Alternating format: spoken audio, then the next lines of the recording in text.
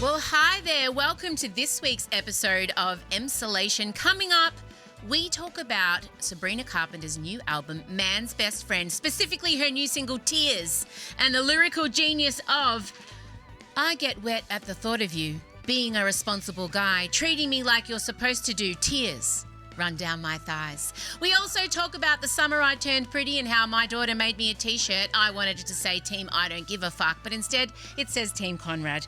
That and so much more coming up on Emsolation.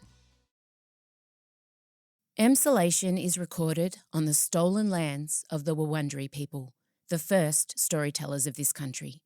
We pay our respects to elders past and present and to any First Nations peoples listening. We acknowledge that sovereignty was never ceded.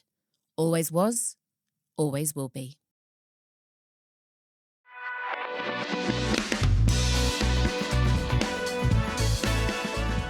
I've been up since 4 o'clock. I have notes. Well done. Michael also mentioned he listened to a podcast that was akin to ours, and he did comment on how prepared the host was with information. Oh, and you've met the moment. Look at you, you're clutching. Hello there and welcome to Emsolation. My name is Em Rusciano. I'm a writer, a singer, a stand-up comedian, a maximalist power queen, a neurodivergent magic brain. I am in queer media. I am queer media. And I'm sitting here with my best friend since I was 11, award-winning screenwriter, Mr. Michael Lucas. Yeah. I think I can say I'm a media queer. You are a media queer. Oh. I get invited onto panels dedicated to nothing but that. That's your T-shirt. Indeed. You're a golden gay time. I'm wearing what I preach. I like the idea that also refers to a handsome older gay man. It does. It does. We're moving into our Golden Girls era faster than anyone expected. We're already their age. It's true. We're pretty close to Rue McClanahan's age, I'm pretty sure. That is an abyss we do not want to stare into because we are also the same age as Diane Keaton and Steve Martin were. That's right, in Father of the Bride. Oh, my God. Marcella said to me last night, I think that you have age dysmorphia. Isn't Cocoon, weren't they all in Shut up. Wilfred Brimley, yes. Yeah. I do think I have age dysmorphia. Because I look at, say, we were watching Ted Lasso last night and I was looking at Hannah's character, Hannah Wadham's character. Yes. Hannah Wadham? Yeah. I went in very confidently with Waddingham. Yeah. And to me, she looked like my mum. And the girls were like, That's your age. Actually your age. I was like, was that what I look like? Genuinely, I don't think I'm the most objective person here, but to me, she does look like your mum. You do not look her age. But yeah. Someone knows where his bread's buttered. That's right. Ka-ching, ka-ching. Cha-ching, cha-ching. So, yes, why were we talking about our ages? Well, I have no idea. How did we get to this?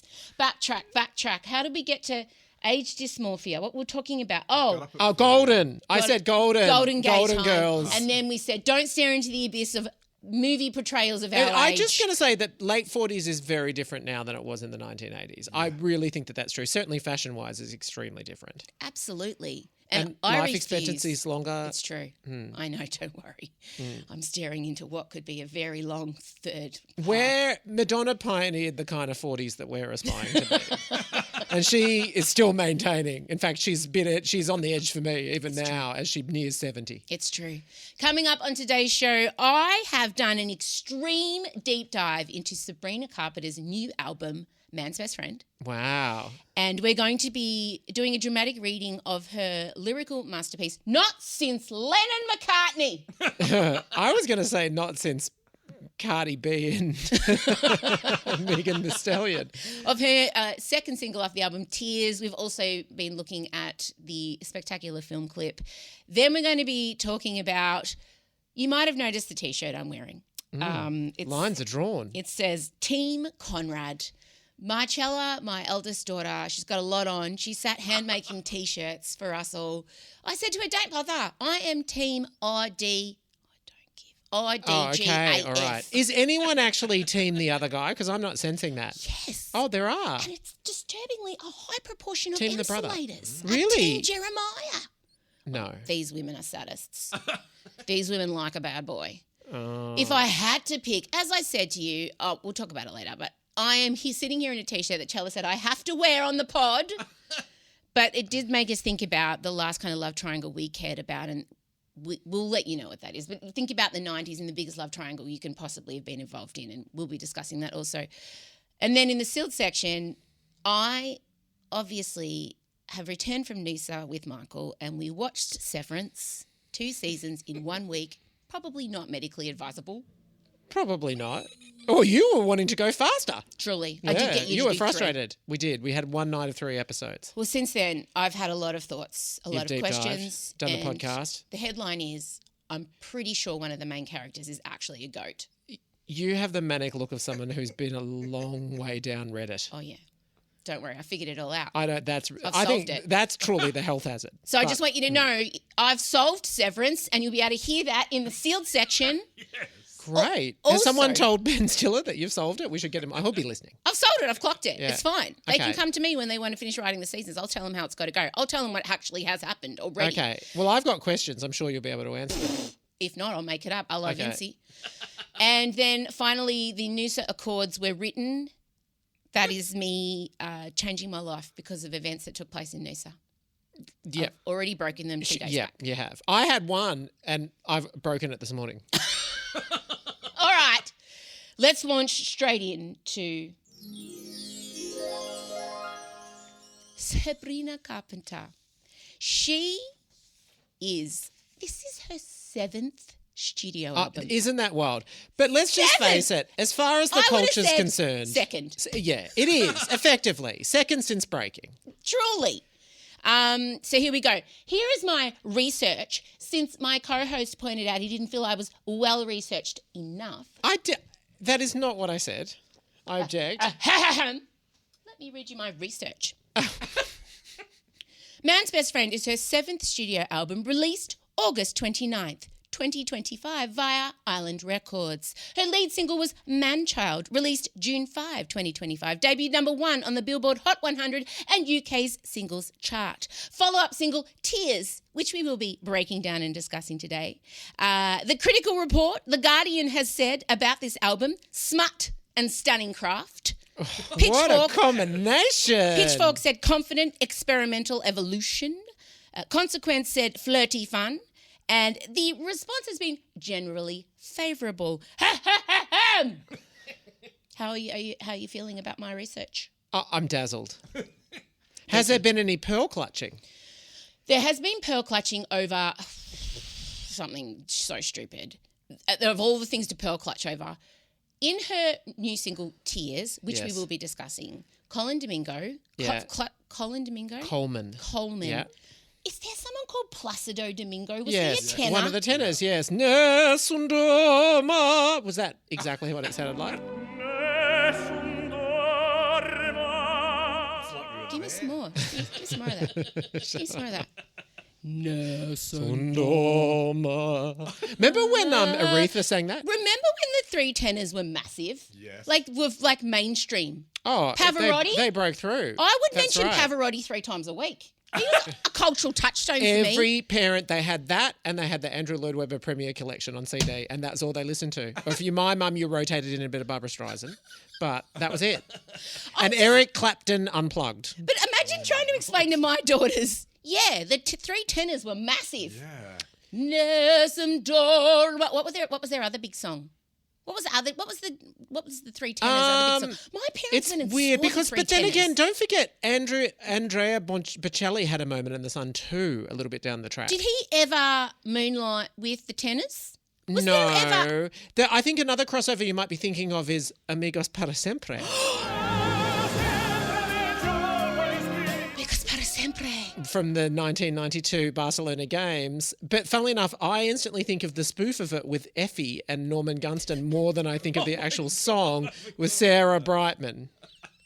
Wow. Yeah. I mean, how we've ended up here is impressive from Sabrina It was. Carpenter's album. I actually think it does, in a contemporary sense, sort of make sense because I feel like things that become like a weird viral trend are more common now. So something weird being at the top of the charts sort of kind of makes sense in a contemporary situation. Can I someone think. look up the 3 tenors other big hit? Let's see if we can. O Sole Mio. Oh, solo mia. Oh, solo. Oh, come on. Give me another one. Oh, Sola Mia. I think I know that one. I think that was a real toe tapper. Sola Mia. Oh, okay. Yeah, Ben, you could do it. Discography. Here we go. I feel like there was the big one.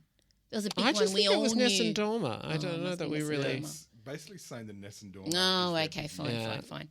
Anyway, Man's Best Friend is now out. And, of course, when we saw the album cover, there was a lot of pearl clutching over that. But That's the right. pearl clutching has happened over... Oh, that's right. That's how we got to Placido Domingo. Colman Domingo, dressed in drag. Yes. In the film clip. And people got all up in arms over that. And he came out and said, as RuPaul said, we're all born naked. Everything and the rest else is drag. Please get the quote right. Sorry, can't believe you interrupted RuPaul. me Sorry, quoting and got it wrong. I know what an I mean, insult. if you're going to go in with fucking big dick energy, get it I right. pray for forgiveness. I mean, that would be like me correcting you on a Madonna lyric. Check the research. Woo! Yeah. Someone didn't get up at 4 o'clock this morning and write his notes. No. So it's being widely praised. They're It saying has. it's a great album. Yeah. We love it. Catchy. So I sat down and listened to it, Me too. and I have thoughts. Positive or negative or mixed? Positive. Okay. I really understand her better now. I haven't engaged with her much. I haven't looked too closely in the sun. I defended her right to be slutty, smutty and smart on her front cover of her album. I'm like, let her do whatever she wants. Great. It's not very feminist of other feminists to tell feminists how to be feminists. Like, come on, we're all just need to calm the fuck down. So I'll defend her right to be slutty. Go, girl, go. But I never really, I just thought, oh, sure, it's just another nice blonde poppy girl who's, I love a singer. I'm a vocal snob. She's got that kind of southerny twang. She's got tone. She's got country in She's her. got good tone. As evidenced by her duet with Dolly. Please, don't prove I'm right. She can go Correct. a bit country. And even Manchild sounds pretty country to me. Yes, very much so. Now, Tears, let us examine the lyrics. Her second single. Let us refer to the Let text. us refer to the text, the stunning text. And What a hook, firstly. so we've done track 1, Manchild, we loved, obviously. Why you always come running on me? And I've written, she's done with dating men who still think a fitted sheet is an abstract concept. Yeah. It's a disco diss track, basically for just shit Peter Pans who refuse to grow up. I love that. So we're into Tears. Would you like to open? I feel like we... One of us should open and one of us should do the bracketed responses. Okay. I'm happy to do the bracketed response, or whatever you want. Here we go. This is Tears. By Sabrina Carpenter. I get wet at the thought of you. Uh-huh. Being a responsible guy. Treating me like you're supposed to do. Uh-huh. Tears run down my thighs. Okay, stop. No. Let us pause. I truly look forward to the day where Elio is belting that in the back seat. That day will come. Pun Now, intended. As you can imagine. Oh, Jesus Christ. Well, it was just right there. It would have been rude not to.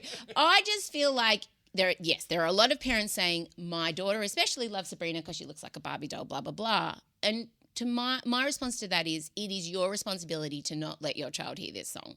You know what I mean? You will fail. But, and it's so catchy. But then again, I'm not a parent, obviously. I can't stand here and say as a mother. But I am reminded that when I was young, I remember I could sing every part of Salt and Pepper's Shoop Rap, which included the lyrics 12 inches to a yard, make you scream like it. And I can't even say the next word because it is so offensive in the modern context. But that was something I just yelled out in general. I remember humming my neck, my back, lick Yeah. my crack. Who remembers the great Fergalicious herself singing Got Them Boys on Rock? And I knew that she didn't mean that they were literally positioned on a rock. She meant something else. I thought they were positioned on a rock. No, like Ariel, like sort of Got those, but like when... on rock, Got hard. it. Yeah.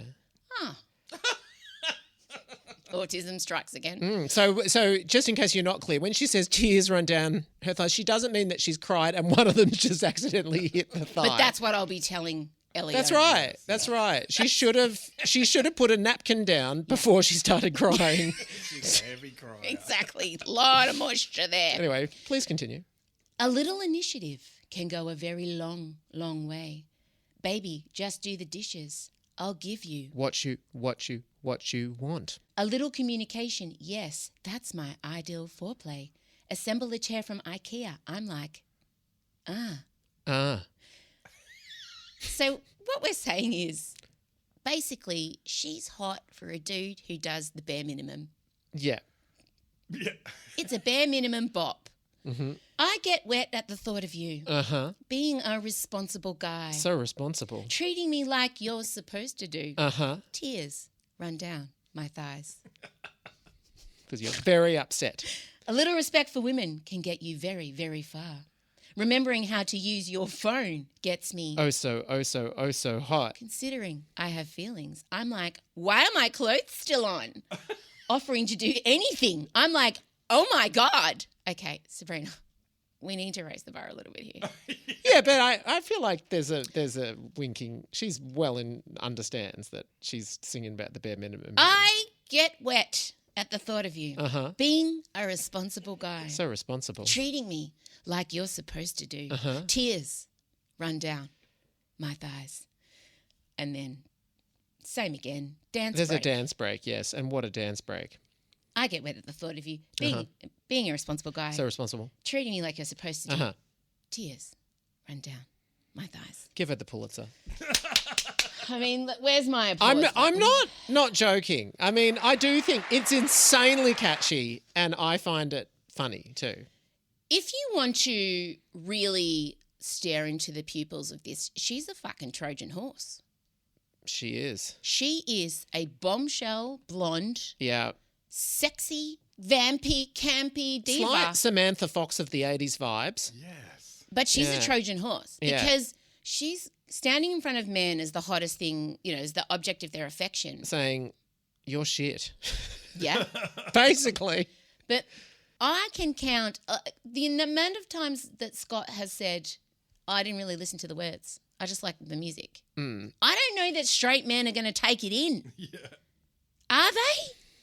Or is it just going to be a bunch of women just sitting in front of them? Like the album, the next track, My Man on Willpower. He's clingy, he's loving, he always initiates. Yeah. And it's her saying, basically, you're boring because you're juice cleansing. I imagine this song could go out to someone like Austin Butler. They live like elite athletes because of their 8-pack. Sugar talking, Your sugar talking isn't working tonight. looks good, goes stale in 24 hours, leaves you hollow. We almost broke up last night. It's like a toxic cycle pop song. Nobody's son. No man is coming to save you, girls. Sorry. That's a hard realisation. And we'll get to the Noosa Records later. Never getting laid. Baby, I'm not angry. Love you just the same. I just hope you get it. This was good. I enjoyed this one because she... Oh, yeah, I like that one too. it's clearly aimed at the guy who licked the semen off the bath. Barry Keoghan. Oh. I know. And can I just say that was in a fictional, just legal note, that was him playing a character in a fictional movie directed by Emerald Fennell and written by her too. Saltburn. And it was Jacob Elordi's semen, not that it was his semen. Obviously, he was an actor playing a part. If you had to. Continue. I mean, yeah, I wonder what they did. I mean, you're in the industry. Stunt semen. What would they use? Oh, I think you just... Flour and water? Bit of flour and water? I think that would just... You'd need something with a little bit more viscous. Yes. I mean, that's an interesting question. Let's put a pin in that and find out. I mean, you can find that out for me. We actually Have you ever had to do Yes, not stunt suitable for jizz? children. Oh. Yes, and it was squirted and it hit Ryan Quanten's face.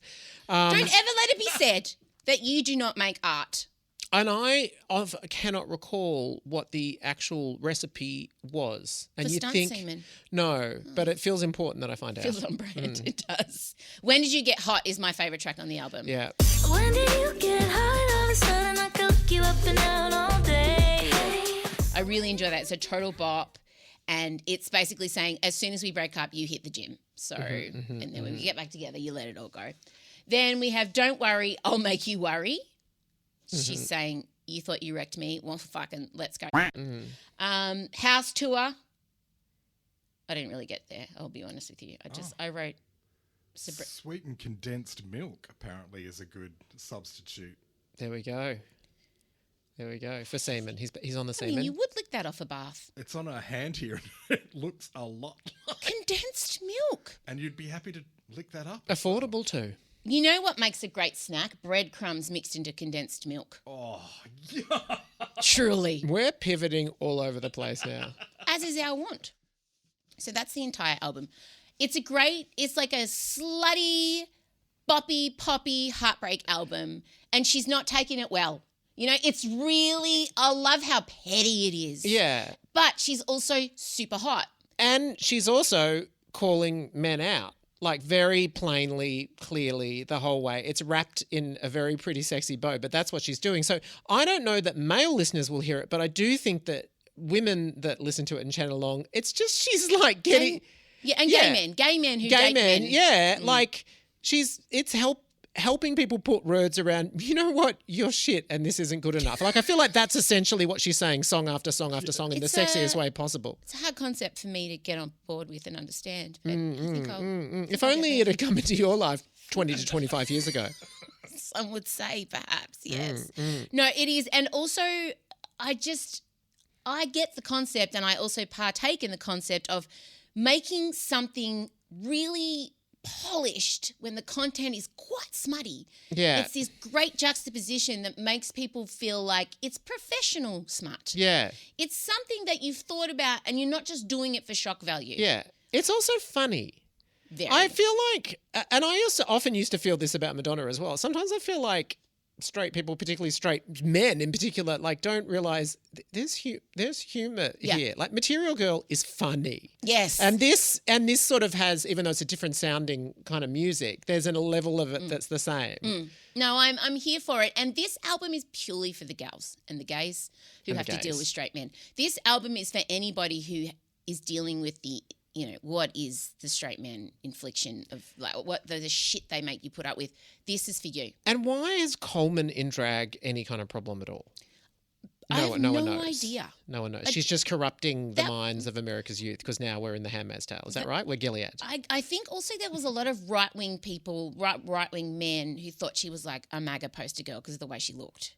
She does have a certain Mar-a-Lago vibe. She does. The Fox News aesthetics, the MAGA aesthetics. Yeah, so I do think a lot of people have seen this incredible queer black man in drag and gone, whoa, hang on a minute. Sabrina, you just sang with Dolly. What We thought you were Dolly. hell? Dolly would not do this to us. Yes, but I also want to do a big shout out, and I did notice this, and I appreciate the attention to detail. They've put him in proper 80s New York ballroom drag. He's not all polished and brows and, he's still got some stubble like modern day drag race drag queens TikTok aesthetic. It looks gritty. It looks correct. I really love it. She has committed so she has this very, as you say, almost MAGA but retro blonde bombshell kind of look that she's really maintained for these two albums. Now, traditionally, third album, like, do you reckon she could maintain it? She's got to change it. No, she's going to maintain it. I don't think You she's reckon? going to change it. It's Because too strong remember, a brand. Madonna was the lower east side, like op shop chic, and then third album came out, and all of a sudden she was Papa Don't Preach, like crop blonde hair. She completely changed everything. No, you've got to remember who her hero is, and that person has not changed Dolly. their look in 70 years. Wow. Sabrina's going to do what Cher has done, Right. what Dolly has done. Like, it's baked in. I'm sure it'll be, there'll be little Different styling, maybe, to a but certain she'll, extent. yeah. I think if you're watching Dolly, you're not. She's the Red Hot Chili Peppers of pop stars. That works, that reference. I don't have notes for the next topic because I simply don't care enough. The Summer I Turned Pretty has completely taken over my daughter's lives. And the Emsolation Facebook group, it would appear. Well, my daughter's hijacked the Emsolation Facebook group because she was so desperate to chat to someone who cared. She was driven to it. She is also, if you are an extra subscriber and watching us right now, you'll see that I'm in a handmade T-shirt, although it's pretty well done. Yeah. Oh, it looks like you've bought that online. Marcella hand cut and then ironed on this Team Connor T-shirt that I'm wearing. Yeah. I've got the blue one. The girls are wearing red ones because we found out online that they have colours. Oh, So Team Conrad is red and Team Jeremiah is blue. So Chella had to quickly go get red T-shirts for her and Odie. And I said, I don't care. Just put it on the blue one for me, whatever. I'm team, I truly don't give a fuck who she chooses. Yeah. Doesn't fit on a T-shirt. So she's made the T-shirt. She hijacked the Emsolation Facebook group, just literally desperate for anyone to talk to about this thing. Mm-hmm. And then she starts sending me, women are gathering at pubs and bars across the world to watch it together, and the stakes are as high as the Super Bowl. And you see these bemused, bewildered-looking young men serving them behind the bar when they're grabbing each other and like shaking each other when she makes a poor choice, which is every 30 seconds. And especially last week, where there was a big blow-up at the wedding and there were just women everywhere in bars screaming at the television. She couldn't believe it.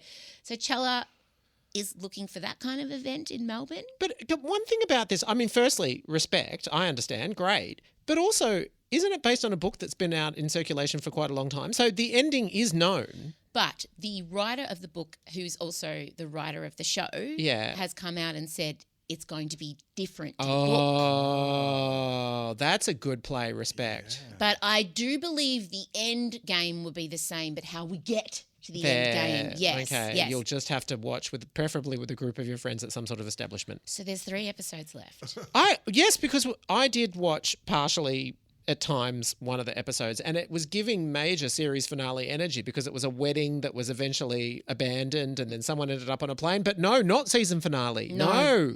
Barely midpoint. She's landed in Paris. Of course she has. For a new life. Where many a TV heroine seeks refuge and romance. And let's not wonder where she got her money from to get to Paris no, to live. we don't think about that. Don't That would be like worry about questioning it. how Carrie Bradshaw lived in that apartment when she only wrote a column. So true. So Belly has landed in Paris. Still troubled by that name. Belly. It's true. And we still don't know who she's going to pick. We have been given a new trailer for the last kind of 3 episodes to see her new life in Paris. And there does seem to be another young man. I don't even know who I am anymore. I need to find the person that I can be. Okay. So the triangle's become a love square. Oh, okay. But I was trying to, get on board with Chella and listen to her and care about it. And it did remind me of me trying to passionately argue the Dawson's Creek love triangle. Yeah. Trying to get my mum to understand why. Because Jenny used to punish me if she felt my attitude was off. She would bar me from watching the television. Oh. So my mum was big on banning things. The first person, she banned me from being friends with a girl named Jade in primary school. So she said... What had Jade done? What had you done? Jade was the coolest girl in primary school. Jade had remember the fringes that were kind of bubbled and then pushed forward? So you put your hair in a whale spout. Of course. And then you'd also have some straight fringe shooting from the front. And she had the most powerful front bubble. And because my hair was too curly and it wasn't straight enough, I could never achieve that powerful front bubble. And at my school, the girls with the most powerful whale spout front bubbles, they ruled the school. They were at the top of the tree. Yeah, that's how you, they almost look like sister wives' hair. You know how they do the Anna Green Gables poof? It was in many ways a crown. Truly.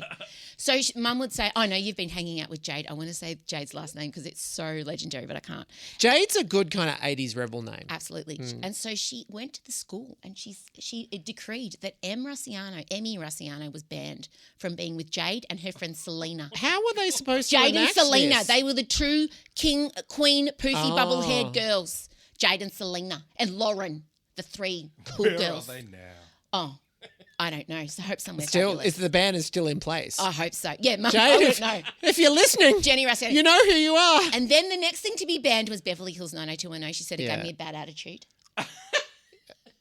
I mean, look, probably. And then she banned me from Dawson's Creek, and I want to say That's I was full a on. legal adult. by Yeah, that you time. would have been. You would have been. Dawson's Creek. We were in our late teens by the time Dawson's Creek rolled along. Jenny loved a ban.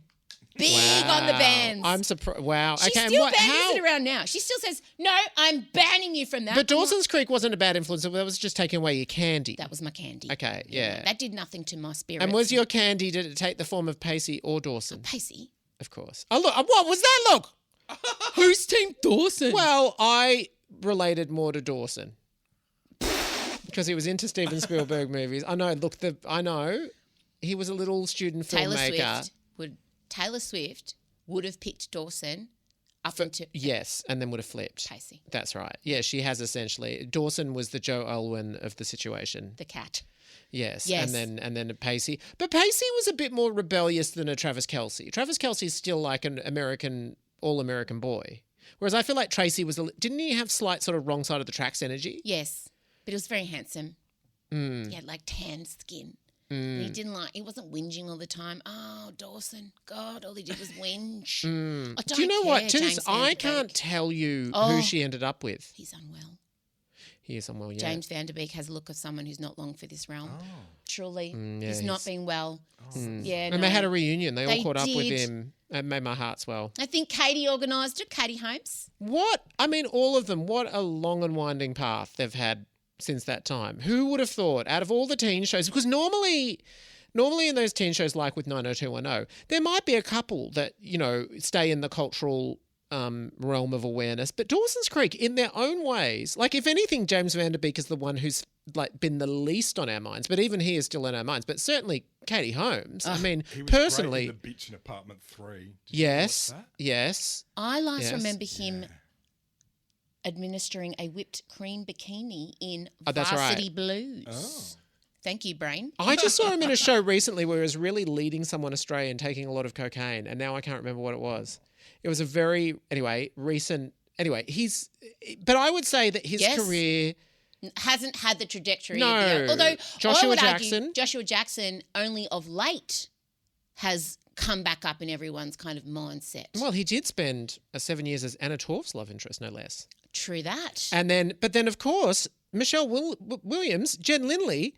Well, unbelievable. So many Oscar nominations. She's probably going to win an Emmy for our favourite show of the year, Dying for Sex. Well, maybe second now that we've seen Severance. We'll No, have to get Dying you for on- Sex is my show of the Yeah, year. I don't see probably the anything decade. taking. Yeah, I don't see anything taking. That show took me on, and I too, I consumed that way faster than modern medicine would advise. And That's fuck, right. so good, so fucking good. So hats off, cast of Dawson's Creek. Yes. And Jenny, you banned it, you dismissed it, but actually Can't it was a remember cultural stayer. Who ended up with who? Did Joey end up with Dawson? You know what? I think I switched off towards the end because I can't even think I only remember. did the 3 seasons. I remember when the gay guy came in, Jack, I think his name was. Remember? No, Oh my God! I don't remember Jack. Surely you remember the music. I don't want to wait. And then also they had Wants to be Sixpence. old. This is Pacey. Does They she? sail off into the sunset together. Did, Wow. did they Poor have? Dawson. Did they prominently feature Jennifer Page's crush? I feel like they did, and if not the show, then definitely. And also Sixpence None the Richer's "Kiss Me." Oh, love that song. Yeah. So anyway, the summer I turned pretty. I simply don't care. Everyone's shit. I hate all the characters except the mum. And I wanted a T-shirt that said Team Laurel. To be Yeah, honest, she yeah. is incredible. We love Yeah. Laurel. What a queen! But I do love the fact that the girls are so locked in, and I just am on for the ride. I enjoy a video of those two reacting has gone viral on TikTok. I just put it up. She said!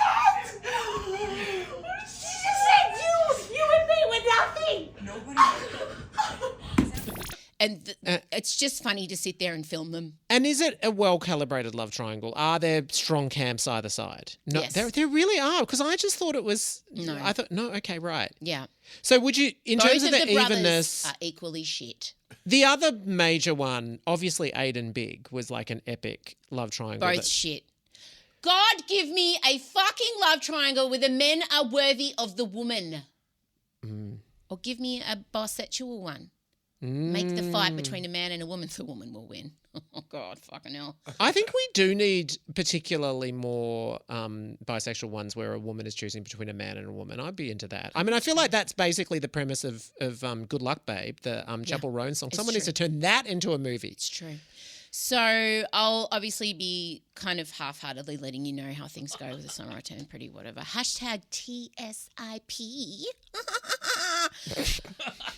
You said, I mean, is that how Jenny spoke about Dawson's Creek? I mean, Yes, possibly. truly. We're now heading into the sealed section where, fucking strap in. I have some Severance bombshells. Mate, Severance, we'll do, okay. We're going to give you a spoiler-free discussion, and then we'll give you an opportunity to turn off. And if you're somebody that's already done season 1 and 2, I'm going to go deep. Well, you're going to go Endgame, aren't you? Yeah, but I'm going to I just want to ask you questions as some sort of oracle. I'm the Severance oracle. It is Oracle. Oracle. I'm not ovulating anymore. That's for fucking sure. My ovaries are trying so hard to ovulate. I can feel them. I can feel my ovaries going. Just one more.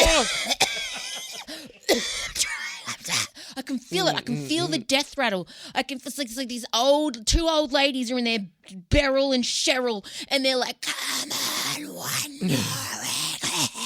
Yeah, Beryl's like, I can't take it. You got to do it. Just you. It's down to you. And Do it's it like- for me. It's like a hairball, and I can feel it. I'm like, just fucking die. Just die. Just die. Just die.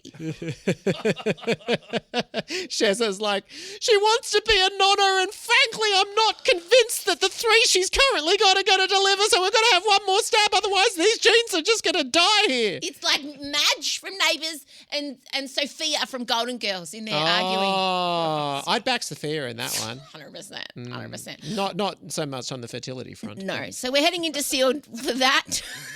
Although Sophia from Golden Girls actually the same age as all the others, they just aged her up. Did you know that? Estelle Getty, they just put her in aging makeup. Or Grandma Yetta. She was probably her age. My She ovaries probably could be was. Grandma Yetta as well. I feel like Grandma Yetta's more appropriate for my ovaries. If we were casting my ovaries, Grandma Yetta, Madge from Neighbours. That's right. If they turn it into a musical and you're offered that role of Grandma Yetta, I'd say no. Grandma, if they turn my ovaries into a musical. Turn the nanny into a musical. I'd watch If they turn your ovaries into a musical, in fact, do we have our... They have that already. Is that the musical we're writing? Sweeney Todd already exists. Your ovaries... Beetlejuice already exists. Phantom of the Opera. Oh, it's fucking dark in there. Grisabella from Cats. Just die, yes. Just fucking die. I can feel it. I can feel them now trying to ovulate. Give it up! And the podcast ended with Em screaming at her ovaries. Into the sealed section we go. Goodbye. If you're not a subscriber to Emsolation Extra, here's what you're missing. Well, hello there, and welcome to the sealed section where Michael and I will be discussing Severance, which we watched 2 seasons over 10 days together. It was, I think we'll come back to realise, a magical time because so many planets aligned. The fact that neither of us had seen it. Oh, well, tell us how we ended up here, because remember, we went through the New York Times 100 most... And this diva had seen them all. I'd seen 2, of course. We went in with a strong entertainment plan, which was we were going to read the New York Times top 100 films of the 21st century. Unfortunately, I had seen all of them except for 3, and Em had seen 3. Because as we know, when somebody recommends a film and says, you must see this, I will do the absolute opposite. Yeah, so she had seen Bridesmaids. And Parasite. Yeah, and Up. I love Parasite. Oh, yeah. Parasite's You love most of them. I did. I have. But You would love most of them. there was only like 2 you hadn't seen, and they were very grim documentaries. Yeah. Oh, They were, if you had seen those, I would have judged That's you. true. So we turned our attention to television. I think we looked up like what's going to be nominated for the Emmys, and then like the clouds parted. Severance, which firstly neither of us had seen. It didn't matter. Your family had already seen it, Chella and my and Scott. husband had already seen it. Circumstances were perfect, and then like it was ordained by God herself. We were there for 10 days, and we had 20 episodes to watch. It was this perfect little neat, or 19, I think, perfect neat little package. It was So good. and we went in. We did.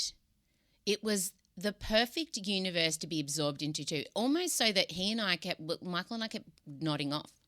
Because the pace of the show... I think there were a lot of factors that fed into The that. sun, it was the sun, he says. It is the sun. No, but don't you think the cadence of that show and the lighting, it's very moody. Yeah. It's very... the dialogue is sparse. That's right. Yeah. It's not exactly Requiem for a Dream. I mean, or I can't even think 30 Rock. Like it's often a very... Sometimes it could be quite stately, these sort of tableaus and that music score. How much did you say each ep costs? Oh, the second season was budgeted at $200 million, and it was a 10-episode season, so $20 million an episode. That is insane because it's not like there's a huge cast, and it's not even like It's not like it's Avatar. No, that means they take their time, which I did show. They also, I'm not sure that even I really appreciate this, but my husband informs me and I trust him. Shooting with white walls is the hardest thing to make look good on screen. Like no one, that's why you never see anything with white walls. This place would be perfect. And to do it, you've got to spend so much time lighting intricately. And so I think they've put it in time and probably the talent gets paid quite well. I hope so. They deserve it. It's amazing. So if you haven't seen Severance, it's around a company called Lumen Industries. I've got notes, just so you know. I've got notes. Well researched. Yeah. If you want to hear, or even better, watch what happened next, give yourself the gift of Emsolation Extra. Right now, on our Extra tier, you can watch the video episode of that ep you just heard and the sealed section back-to-back every week on the Supercast website for just $2.50 a week on our yearly plan. Join Extra or Extra, and you get 2 bonus episodes every week, plus close friends access on Instagram, pre-sales ticket priority, and merch discounts. Find out more at emsolation.supercast.com now. Emsolation with M. Rossiano is recorded at Down the Hill Studios, hosted by M. Rossiano with Michael Lucas. Executive produced by Benjamin Wasley, produced by M. Rossiano. Edited by Ezekiel Fenn with videos by James Henderson. Socials by Benjamin Wasley, M. Rossiano and Marcella Rossiano Barrow. With assistance from Jem Evans and Isabella Hines. You'll find links to get more Emsolation on Instagram at Emsolation Podcast.